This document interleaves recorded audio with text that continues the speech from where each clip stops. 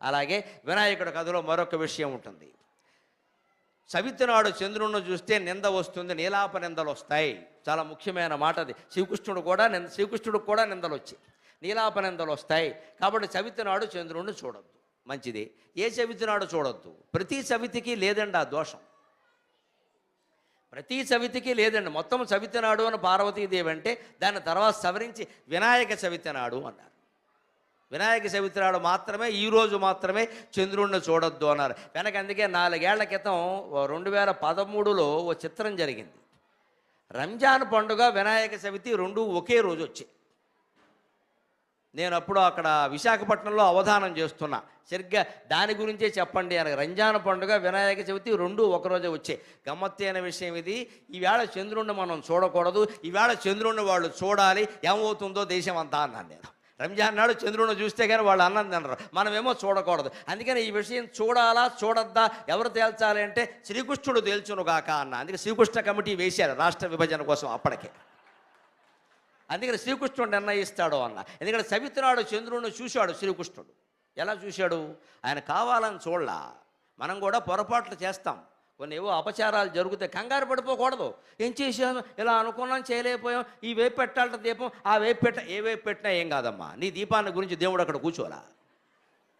దీపం తేడాగా పెట్టినంత మాత్రాన దేవుడు కోపిస్తే వాడు దేవుడు కాదండి, దెయ్యం అవుతాడని అనుమానం ఏం లేదండి.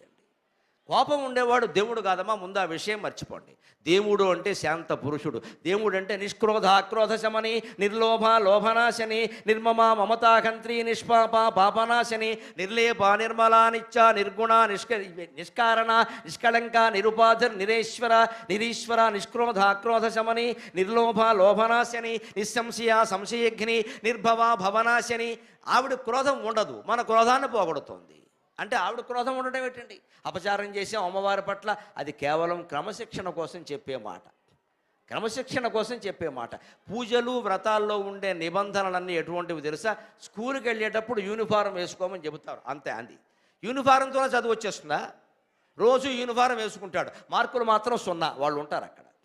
యూనిఫారం ఎందుకోసం? ఒక పద్ధతి, ఒక అలవాటు. సమయానికి వెళ్ళమంటారు, ఇన్నింటికి లేవమంటారు, దానివల్ల చదువు వచ్చేదండి. ఇవన్నీ ఎందుకంటే చదువు వచ్చేలా ప్రయత్నం చేయడానికి సహకరిస్తాయి. మన వ్రతాల్లో ఉండే నియమాలు, స్నానం అనగా, జపం అనగా, దీపం అనగా, ఏదో ఇలా చేయండి, ఒక పద్ధతి చెప్పలేదు అనుకోండి, అందరూ తలో రకంగా చేస్తారు, అస్తవ్యస్తం అయిపోతుంది వ్యవస్థ. అందుకని క్రమశిక్షణ కోసం చెబుతారు తప్ప మనం పొరపాటుని ఈ దీపంలో 2 ఒత్తులకు బదులు 3 ఒత్తులు వేయాలా, 2 ఒత్తులు వేయాలా, మళ్ళీ సతంతువులు ఎన్ని వేయాలి, వితంతువులు ఎన్ని వేయాలి, పెళ్ళి అయితే ఎన్ని వేయాలి, పెళ్ళి కాపోతే ఎన్ని వేయాలి, ఒక్క దీపం వెలిగించడానికి ఇన్ని షరతులా? నాకు అర్థం కాదు. మమ్మల్ని అడిగే సందేహాలన్నీ ఇవే. అందుకే టీవీలు వాళ్ళు 3 సార్లు ధర్మ సందేహాలు చెప్పమంటే నేను అది తప్ప ఇంకేమైనా చేస్తానని చెప్పాను. అన్నీ అడిగే ఇవే. పైగా ఎప్పుడు అడిగేది ఒకళ్ళే, సుబ్బలక్ష్మి రాజమండ్రి, ఇంకో పేరు ఉండదు ఇంకక్కడ. ఎప్పుడూ ఒకళ్ళే, ఒకటే సందేహం. అంటే ఈ జన్మంతా సందేహాలే అన్నమాట. ఇంకా కానీ దీపం వెలిగిస్తారు, ఏమీ అనుమానం లేదండి. పెళ్ళైన వాళ్ళు కాని వాళ్ళు, సతంతువులు వితంతువులు దంపతులు ఉండదమ్మా. ఎప్పుడూ 3 ఒత్తులతోనే దీపం పెట్టాలి. 3 ఒత్తులు కలిపే పెట్టాలి, విడిగా పెట్టారు. ఎవరు విడిగా పెడితే వెలగ కూడా సన్నగా ఉంటాయి. 3 ఒత్తులు కలిపి ఎందుకు పెట్టద్దా? శ్లోకంలో ఉంది, అక్కడ ఎవరు చెప్పకల. అసాధ్యం త్రివర్తి సంయుక్తం, సాధ్యం నూనెతో నింపండి, లేదా నెయ్యి పోయండి, ఏదైనా పర్వాలా. త్రివర్తి సంయుక్తం, 3 ఒత్తులు ఉండాలి. ఎందుకో తెలుసా? 3 దారాలు ఇలా పేనితే ఒత్తి గట్టిగా ఉంటుంది. దాన్ని ఇలా గుండ్రంగా పేనడం వల్ల నూనె దాంట్లోంచి ఎలా ప్రసరించుకుంటూ పైకి వెళ్ళి దీపం వెలుగుతుంది. పైగా 3 గుణాలంటే అర్థం ఏమిటండి? గుణం అంటే తాడు, పాయ ఒక అర్థం, దూది పాయ. గుణం అంటే సత్వగుణం, రజోగుణం, తమోగుణం. ఈ 3 గుణాల ఒత్తి కాలిపోయి దీపంగా వెలగడం అంటే నీలో ఉండే తమోగుణం, రజోగుణం, సత్వగుణం 3 దగ్ధమై అనంతమైన జ్యోతిగా నువ్వు ప్రకాశించాలని చెప్పడం కోసం దీపం పెట్టమన్నారు. ఇప్పుడు చెప్పండి, ఎన్ని ఒత్తులు పెట్టాలి? 3 దారాలు ఉండాలి, 3 దారాలు కలపాలి, ఒత్తి బలంగా ఉంటుంది, నూనె పీల్చుకుంటుంది, వెలుగుతుంది. దాని ద్వారా ఏం గ్రహించాలి? దీపం బాగా వెలిగిందా? కాదు, దీపం నీ గుండెల్లో వెలిగిందా లేదా? గుండెల్లో వెలిగిందో లేదో చూడడానికి దీపం తెచ్చి చొక్కా దగ్గర పెట్టుకోకూడదు, కాలిపోతుంది. దీపం అంటే జ్ఞానం. ఏ భేదభావము లేకుండా ఉండడం జ్ఞానం. రకరకాల భేదాలు సృష్టించుకుని బాధపడడం అజ్ఞానం. ఆ అజ్ఞానం విడిచిపెట్టి జ్ఞాన మార్గంలో విడితేనే మనం ప్రయోజనం పొందగలుగుతాం. అందుకే శ్రీకృష్ణుడు కావాలని అపచారం చెయ్యరా. ఆవు పాలు పిండుతున్నాడు, ఆ పాలకుండలో ఆ పాలల్లో చవితి నాడు చంద్రుని ప్రతిబింబం పడింది. ఆ రకంగా చూశాడు, అంతకంటే ఏం జరగాలి, కావాలని చూశాడా? అలాగే మనం కూడా ఏవో పొరపాట్లు చేస్తాం, కంగారు పడిపోక్కల. ఆయన ఏం చేశాడు, వెంటనే సాయంత్రానికో మర్నాటికో ఆయనకు నింద వచ్చింది. సత్రాజిత్తు ఒక రాజుగారు ఉన్నాడు, ఆయనకి ఒక మణి ఉంది, శమంతక మణి. దాన్ని ఏదో ఆరాధన చేస్తే సూర్యుని వరం కారణంగా ఆయనకి రోజు 100 కేజీల బంగారం వస్తుంది. అదేదో ఆంధ్రప్రదేశ్ రాజధాని అమరావతి వాళ్ళకి ఇస్తే బాగుండు, బోల్డు డబ్బులు అవసరం అక్కడ. అందుకని ఓ మణి ఉంది, ఆయన రోజు ఆరాధన చేసేవాడు వచ్చేది. అది ఆయన్ని శ్రీకృష్ణుడు ఒకసారి అడిగాడు, ఏమయ్యా నీ దగ్గర ఎందుకయ్యా, ప్రజలందరికీ వినియోగపడేలా చేద్దాం ఇవ్వమన్నాడు. కుదరదు అన్నాడు ఆయన. పోలేని వదిలేశాడు. కానీ తర్వాత ఆ మణిని ఆయన తమ్ముడు మెడలో వేసుకుని వేటకెళ్ళాడు. ప్రశానజిత్తు వినాయక కథలో ఉంటుంది.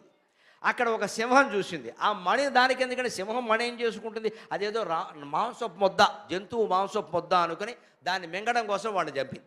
వాడు చనిపోయాడు. అది నోట గరుచుకుని వెళ్ళింది. కాసేపటికి ఆ సింహాన్ని ఒక ఎలుగుబంటి చూసింది, అదే జాంబవంతుడు, రామాయణ కాలం నాటివాడు. ఆయన ఆ సింహాన్ని చంపాడు. ఎలుగుబంటి దలుచుకుంటే, శరభమృగం దలుచుకుంటే సింహాన్ని చంపగలదు, చంపాడు. పట్టుకెళ్ళి ఆయన ఏం చేశాడు, ఆయనకి తెలుసు అది మణి, మాంసపు ముద్ద కాదు. కాబట్టి ఆ మణిని పట్టుకెళ్ళి తన ఇంట్లో తన కూతురు ఉంది జాంబవతి అని చిన్నపిల్ల, ఆ పిల్లకి ఇచ్చాడు ఆడుకోవడానికి. ఇంత జరిగింది.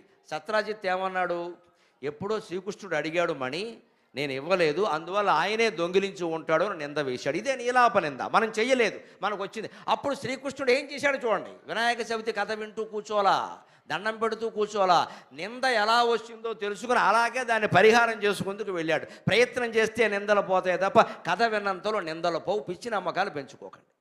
కథ వినడం, అక్షింతలు పట్టుకోవడం, అక్షింతలు నెత్తిమి వేసుకోవడం. అక్షింతలు పట్టుకోమని ఎందుకు చెప్పారు అంటే, అక్షింతలు పట్టుకున్నంతసేపు కదలకూడదు కాబట్టి అక్కడ కూర్చుంటావని, అక్కడ కూర్చుంటే కథ వింటావని, వింటే కథను అర్థం చేసుకుంటావని, అర్థం చేసుకుంటే జీవితానికి అన్వయించుకుంటావని, అన్వయించుకుంటే ఆచరిస్తావని. ఇంత ప్రణాళికతోటి కథ ఏర్పాటు చేస్తే మనం చాలా తెలివైన వాళ్ళం. అసలు మనం వినకుండా ఎక్కడో కూర్చుని పురోహితుల వారిని అక్షింతలు అడిగి కథక్షింతలు నెత్తి మీద వేసుకుంటే కథ విన్నట్టే. అలా కుదురుతుందండి? అన్నం తిన్నాక చేయి కడుక్కుంటామండి, చేయి కడుక్కుంటే అన్నం తిన్నట్టే అంటే సరిపోతుందండి? అందరం చేతులు కడుక్కుందాం, అన్నం తినడం మానేద్దాం. చేయి కడుక్కుంటే ఆకలి తీరుతుందా? అన్నం తిన్నాక చేయి కడుక్కోవాలండి. అందరూ చేతులు మనకు ఒక సంప్రదాయం ఉందండి తెలుగు వాళ్ళలో, బాబు ఈ పూట మా ఇంట్లో చేతులు కడుక్కోండి అంటారు, అన్నానికి రమ్మని పిలవరండి. అంటే వాళ్ళ ఇంటికి అందరూ వెళ్ళి చేతులు కడుక్కొని వచ్చేస్తే అన్నం తినట్టేనా? మా ఇంట్లో చేతులు కడుక్కోండి అంటే మా ఇంట్లో అన్నం తినమని అర్థం. అంతేకాదు, బ్రాహ్మణుల్లో ప్రత్యేకంగా ఒక సంప్రదాయం ఉందని, బ్రాహ్మణుల్లో భోజనానికి రమ్మని పిలవరు. బాబు దేవతార్చనకి రండి, దేవతార్చనకి రండి అంటారు. భోజనానికి రమ్మంటే అవమానం, మేము ఒప్పుకోం, మాకు లేదా భోజనం నువ్వు పెట్టేది ఏమిటి అంటాం. అది మర్యాద కాదండి. దేవతార్చనకి రండి అంటే బ్రాహ్మణులు ఎక్కడ దేవతార్చన చేశారో ఆ పీట మించి లేవకుండా భోజనం చేస్తారు. అక్కడే దేవతార్చన, వెంటనే భోజనం అక్కడ పెడతారు, వడ్డిస్తారు. దేవతార్చన చేసిన చోటే భోజనం చేస్తారు కాబట్టి మర్యాదకి దేవతార్చనకి రండి అని పిలుస్తారు. అంటే వాళ్ళు రాగానే దేవతార్చనకి రమ్మనంగానే భోజనం పెడతామని చెప్పలేదు కదా, అయిపోయాక వెళ్ళిపోండి అంటే కుదురుతుందా? అది టెక్నికల్గా తీసుకోకూడదమ్మా దేన్ని, దాని అంతఃస్థానాన్ని గ్రహించాలి. నీలాప నిందలు కథ వింటే పోతాయని ఎందుకన్నారు? ఆ కథలో ఎలా పోగొట్టుకోవాలో ఉంది ఉపాయం. అలా పోగొట్టుకుంటే పోతాయి. శ్రీకృష్ణుడు ఏం చేశాడు, కథ వింటూ కూర్చోలా, వినాయకుడికి దండం పెట్టి కూర్చోలా, చంద్రుడికి దండం పెట్టి కూర్చోలా. అసలు ఈ నింద ఎందుకు వచ్చింది అని వెళ్ళాడు సత్రాజిత్ దగ్గరికి. ఏమయ్యా నేను తీయలేదు కదా అని అడిగాడు. ఆయన చెప్పాడు. వెంటనే ఆ వేటకి వెళ్ళాడు. తమ్ముడు ఎక్కడికి వెళ్ళాడు అక్కడికి వెళ్ళాడు. అక్కడ వెతికాడు. ఆ ప్రశానజిత్తు శవం కనపడింది. అక్కడి నుంచి ఒక సింహం కాలి గుర్తులు కనపడ్డాయి. ఆ సింహం కాలి గుర్తులు పట్టుకుని వెళ్ళాడు. అక్కడి నుంచి ఎలుగుబంటి కాలి గుర్తులు కనపడ్డాయి. అవి పట్టుకుని వెళ్ళాడు. చివరికి ఎలుగుబంటి గుహలోకి వెళ్ళాడు. జాంబవతుడితో యుద్ధం చేశాడు. ఆ యుద్ధంలో ఆయన సంహరించాడు. తర్వాత పట్టుకొచ్చి ఆ మణిని పట్టుకొచ్చి ఇక్కడ ఇచ్చాడు. ఇంత ప్రయత్నం చేస్తే శ్రీకృష్ణుడు యొక్క నింద పోయింది, కానీ కథ వింటే పోలా.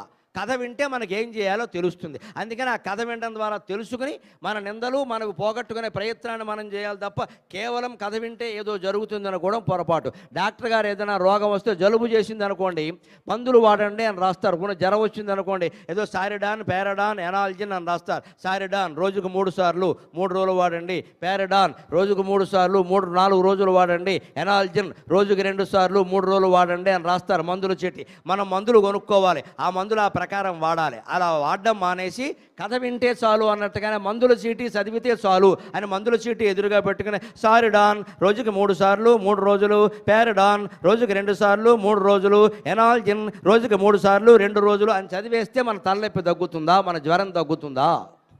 ఆలోచింతురుగాక మేరలు. అజ్ఞానంలో పడేయకండి హిందూ ధర్మాన్ని తీసుకెళ్ళి. పవిత్రమైనటువంటి ఆశయంతో ఋషులు ఆలోచన చేసి మనుషులకి బుర్ర ఉంది ఆలోచిస్తారు, గొర్రెల్లాంటి వాళ్ళు కాదు గుర్రాల్లాంటి వాళ్ళు మా వాళ్ళు అన్న ఉద్దేశంతో వాళ్ళు ఇంత ఉన్నతమైన వ్రతాలు పూజలు కథలు మనకి పెడితే మనం కేవలం దాన్ని సెంటిమెంటల్ చేసి పారేసేసి అది చూస్తే చాలు వింటే చాలు అసలు ఆ మండపంలో ఉంటే చాలు ఆ పక్కన మిరపకాయ బజ్జీలు అమ్మితే చాలు అన్నీ పుణ్యాలే అని గొప్ప ప్రచారాలు చేస్తే ధర్మం దెబ్బతింటుంది తప్ప ఎప్పుడూ ధర్మం పెరగదండి. ఖచ్చితంగా దాని తత్వం తెలుసుకుని తీరాల్సింది. మందుల చీటీ వాడితే రోగాలు తగ్గవు, మందుల చీటీ వాడాలి తప్పితే మందుల చీటీ కంఠస్థం చేయడం వల్ల